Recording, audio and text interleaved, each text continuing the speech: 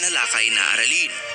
Sa unang bahagi ng araling ito ay pinahinto ni Florante ang kanyang hukbo sa ibaba ng bundok na mabangin dahil may nakita silang pangkat ng morong naglalakad ng mabagal.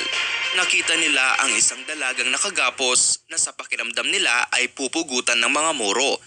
Lalong kinabahan itong si Florante dahil kinukutuban siyang si Laura ang dalagang ito. Dahil sa kutob at takot na naramdaman ni Florante ay bigla nilang nilusob ang mga moro.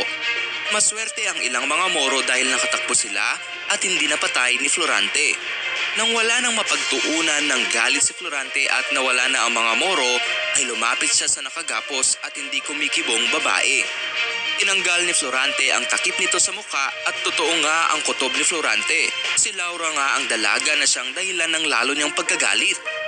Tinangkang pugutan si Laura dahil sa hindi nito pagpayag na mahalay ng emir na gobernador ng mga Moro. Pinarusahang pugutan si Laura dahil bukod sa hindi nito pagpayag sa kahalayan ng gobernador ay sinampal niya ito sa mukha.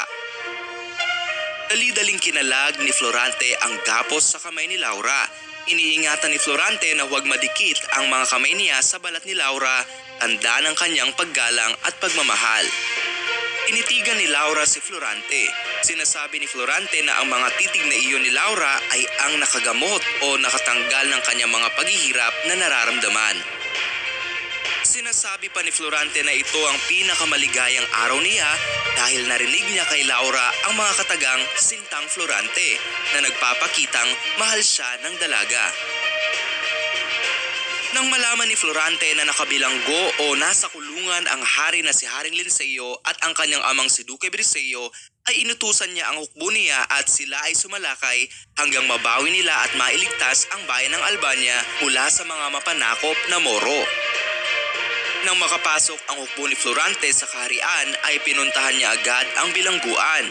Pinalaya niya ang hari at ang kanyang ama kasama na rin si Adolfo na nabihag din. Labis na natuwa ang hari at ng mga kasama nitong mga nabihag. Sa halip na matuwa ay nalungkot si Adolfo dahil muli na namang naparangalan si Florante sa kanyang pagliligtas sa bayan. Sinasabing lalong lumala ang pagsiselos ni Adolfo nang tinagurian si Florante na tanggulan ng syudad o tagapagtanggol at depensa ng bayang Albania. Nagselos siyang lalo dahil ipinagdiwang ng hari sa palasyo ang labis na tuwa dahil kay Florante.